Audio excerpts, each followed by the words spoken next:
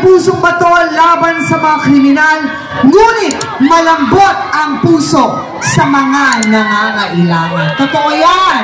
Totoo ba yan? Totoo yan, natunghayan ko na yan. Mga kababayan, sagot niya tayo, itaganyo sa bato, doble dos sa maleta, Senador Ronald Bato de la Rosa!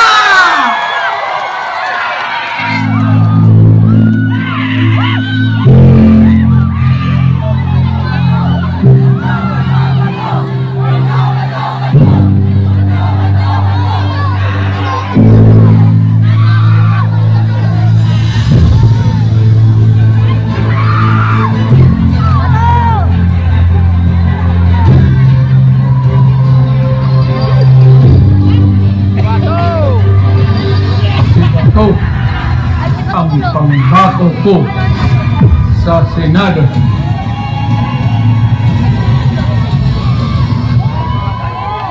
Senator Ronald Bato de la Rosa!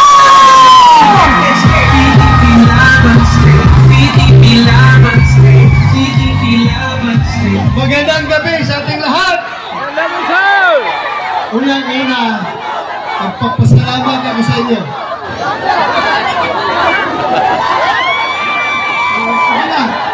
Salamat.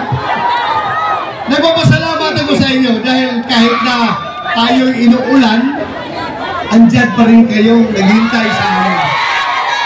Maraming salamat talaga.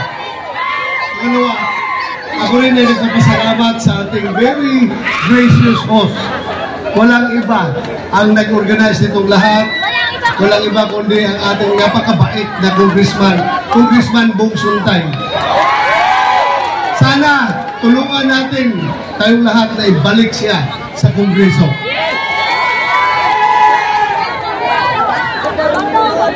Para naman makabayad ako sa inyong pagpapabasa sa ulan dyan, kakantahan ko kayo. Kakantahan ko kayo kahit na hindi ako marunong kumanta, kakantahan ko kayo. Thank you, ha.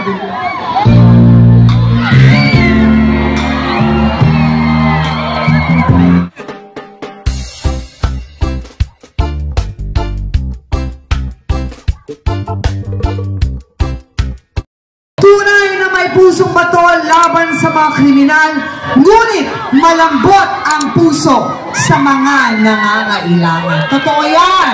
Totoo ba yan? Totoo yan, natunghayan ko na yan.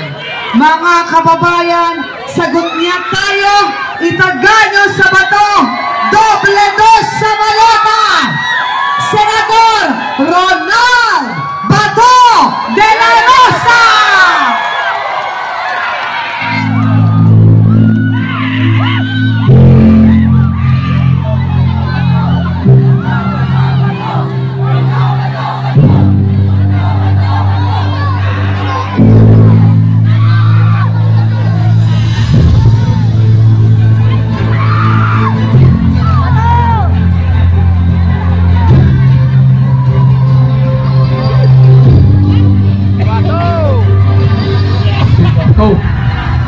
Ang pangbato ko sa Senado.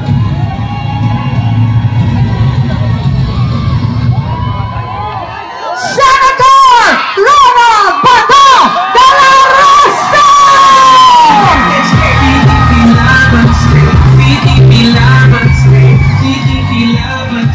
Magandang gabi sa ating lahat. Unang-una, magpapasalamat ako sa inyo.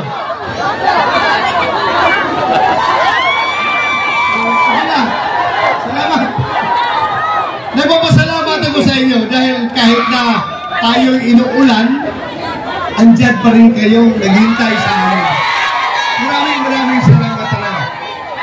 Pangalawa, ako rin ay nagpapasalamat sa ating very gracious host. Walang iba ang nag-organize nitong lahat. Walang iba kundi ang ating napakabait na Congressman Bong Suntay. Sana tulungan natin tayong lahat na ibalik siya sa Kongreso.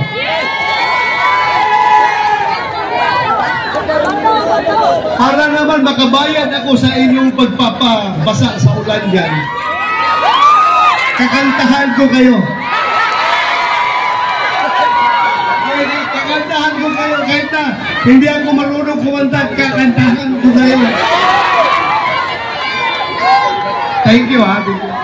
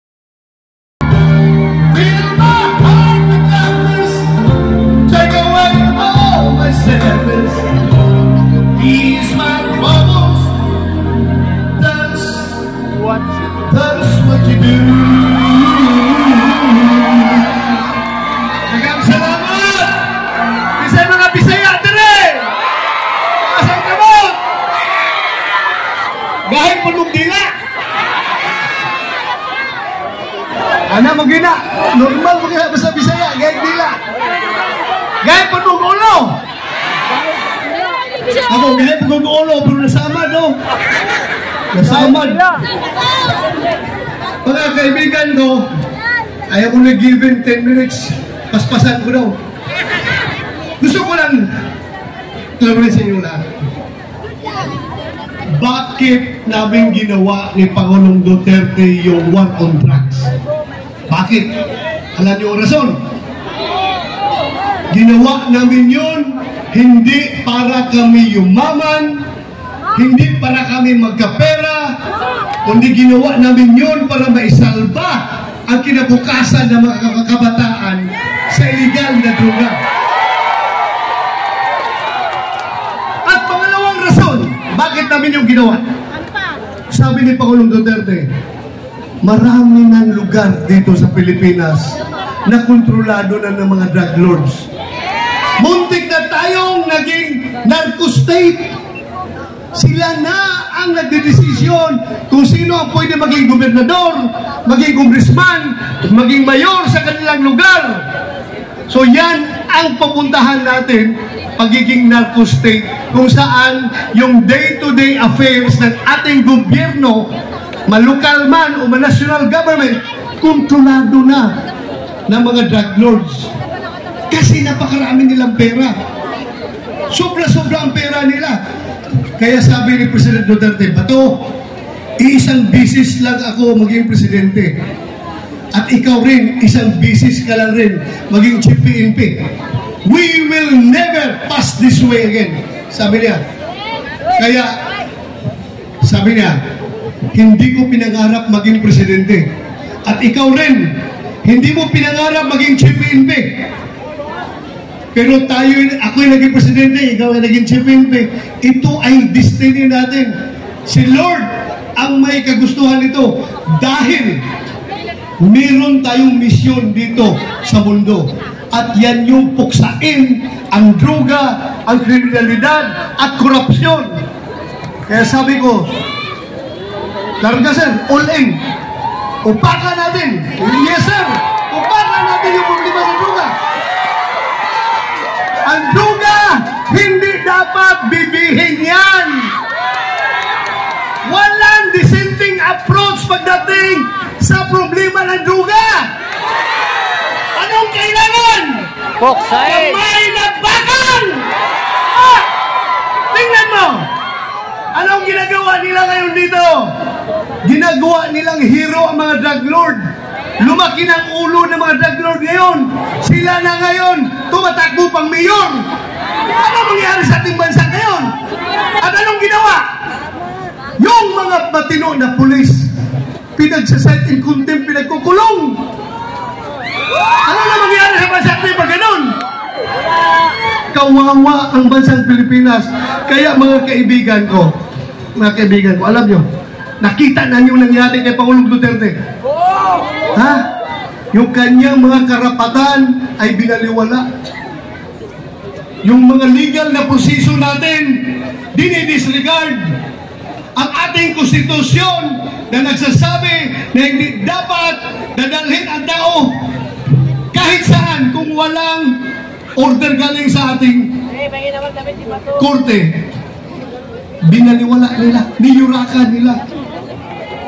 Bakit?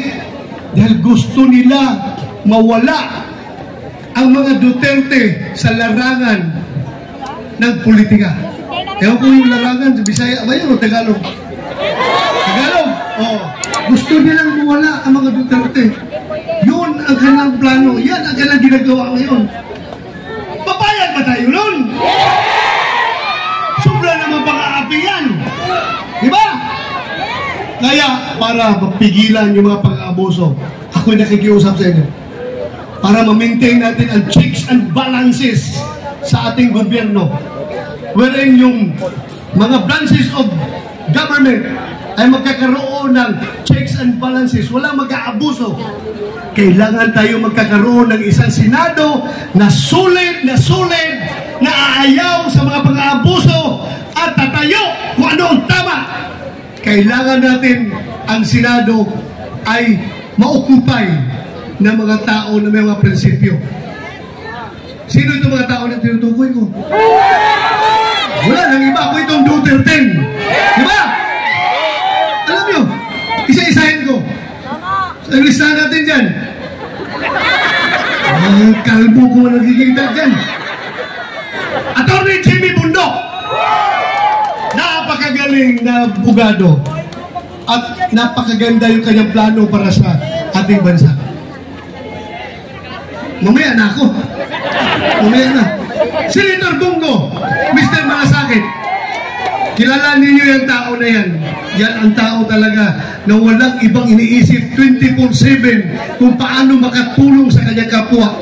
Kahit saan yung may problema na tulong, talagang si Senator Bongo hindi natutulong. Pupunta talaga yan. Gagawa ng paraan para makatulong. Kaya, kailangan ibalik natin sa Senado. JB Hinlo, number 30. Napakagaling na abogado, alam nyo.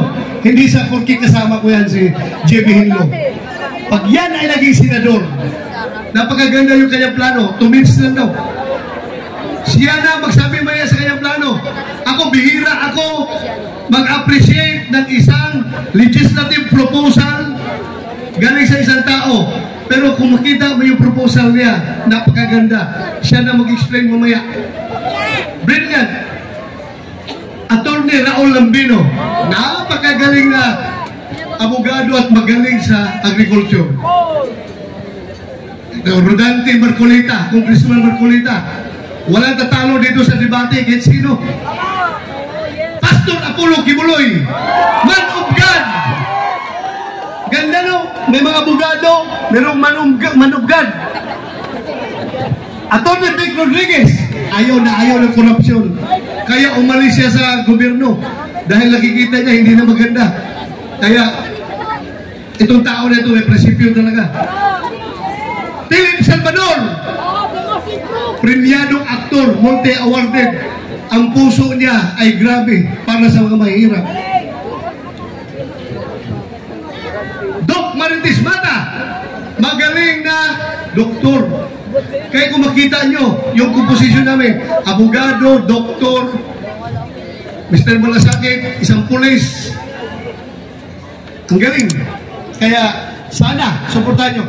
If you want to have a Senate na hindi magpapaganon, no? Hindi magpapaganon sa other branch of service, other branch of government, whether it be Malacanang or the judiciary, natatayo talaga na bilang independent body na hindi madidiktahan. Please, huwag yung kalimutan. Duterte, Bond Street, PDP Laban, maraming